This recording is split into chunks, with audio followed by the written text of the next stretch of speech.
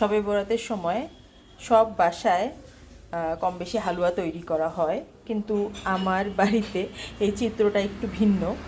আমার বাড়িতে কিছুদিন পরপরই হালুয়া বানাতে হয়, তাই আমি আর অনেক সময় ব্যয় না করে খুব শর্টকাট মেথডে গাজরের হালুয়া বানাই। আজকে সেটা আপনাদের সাথে শেয়ার করব। যদি আপনাদের কারো ভালো লাগে তাহলে আমাকে অবশ্যই জানাবেন। হালুয়া বানাতে আসলে বেশি উপকরণ লাগে না, একটু নাড়ানাড়ির ঝামেলা থাকে। তো আমি আজকে যেটা দেখাবো সেটা হলো একেবারে স্বল্প সময়ে একটি হাঁড়ি ব্যবহার করেই আপনি হালুয়াটা বানাতে পারবেন।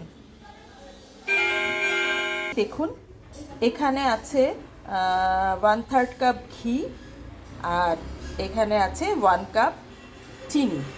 চিনি আসলে এই মেজারিং কাপের 2 কাপ লাগবে, আমি এখানে 2 কাপ চিনি নিয়ে নিয়েছি। জাস্ট আপনাদেরকে মেজারিং কাপটা দেখানোর জন্য আমি এখানে একটু চিনি রেখেছি।